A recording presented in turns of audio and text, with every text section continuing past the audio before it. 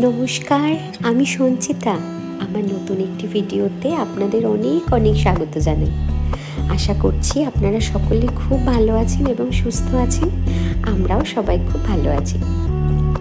আজকে সকাল সকাল ঘুম থেকে উঠেই আগে স্নান পুজোটা সেরে নিয়েছি। স্নান পুজো সেরে নিয়ে আগে আমি চলে গিয়েছিলাম ব্রেকফাস্ট বানাতে। ব্রেকফাস্টে আজকে তেমন কিছু তামঝাম রাখিনি, খুব সিম্পলের মধ্যে আজকে ব্রেকফাস্ট করে নিয়েছি। তারপর চলে গেলাম সোজা দুপুরের রান্নায়। আজকে দুপুরে রান্নায় একটু শুক্তো বানাবো ঠিক করেছি। একটু শুক্তো করব আর করব মাটন আর ঝুরঝুরে সাদা ভাত। শুক্তো বানানোর জন্য প্রথমেই আমি বিউলির ডালের কিছুটা বড়ি আগে ভেজে তুলে নিয়েছি। বড়ি ছাড়া কিন্তু শুক্তো একেবারে অসম্পূর্ণ। বড়িটা ভেজে তুলে নিয়েই টুকরো টুকরো লম্বা লম্বা করে কেটে রাখা উচ্ছেগুলোকে বেশ লালচে করে ভেজে নিয়েছি। উচ্ছেটা বেশ লালচে করে ভেজে নিলে শুক্তোর মধ্যে না অতটা তেতো ভাব থাকে না। উচ্ছেটাও ভেজে তুলে নিয়ে সেই তেলের মধ্যেই একটু তেজপাতা আর একটু পাঁচফোড়ন দিয়ে বাকি সবজিগুলো সব তুলে দিয়েছি, খানিকটা ভেজে নেব।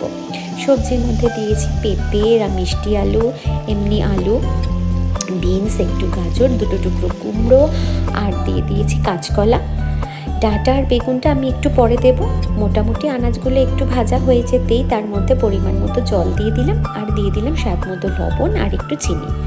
আমার বাড়ির শুক্তোটায় আবার একটু বেশ মিষ্টি মিষ্টি সবাই পছন্দ করে। জলটা বেশ খানিকক্ষণ ফুটে যেতেই এর মধ্যে দিয়ে দিলাম টুকরো করে কেটে রাখা বেগুন আর ডাঁটাগুলো। সবে সবে নতুন ডাঁটা উঠছে তো ডাঁটাগুলো বেশ কচি আর নরম নরম ছিল, জানেন তো। 1 চামচ আদা বাটা দিয়ে দিয়েছি, একটা ঢাকনা দিয়ে আনাজগুলো একটু সেদ্ধ হতে দিয়েছি।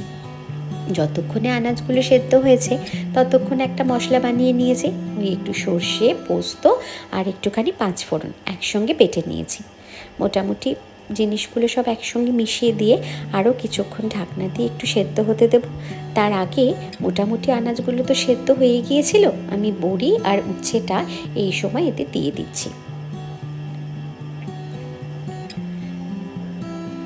যতক্ষণে বড়ির শুক্তোর আনাজটা বাকিটা সেদ্ধ হয়, এদিকে মাটনটা তো বসিয়ে দিয়েছিলাম।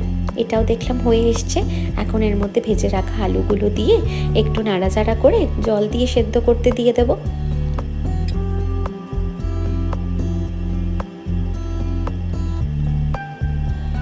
দেখুন, এইদিকে শুক্তোটা কিন্তু একেবারে রেডি হয়ে গেছে।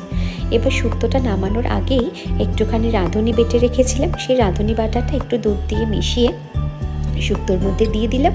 ব্যাস, শুক্তো একেবারে রেডি হয়ে গেল।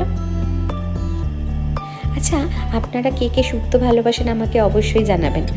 শুক্তো তো অনেকে অনেক পদ্ধতিতে বানায়, আমার এই পদ্ধতিটা কেমন লাগলো সেটাও জানাবেন। এদিকে মাংসের ঝোলটাও হয়ে গিয়েছে। ব্যাস, এবার শুধু সাজিয়ে গুছিয়ে 3 জনে মিলে একসঙ্গে খেতে বসার পালা। আজকে 3 জনে একসাথে খেতে বসেছি। আজকে ওর বাবাও বাড়িতে আছে আর আমরাও বাড়িতে একসাথে সবাই খেতে বসলাম।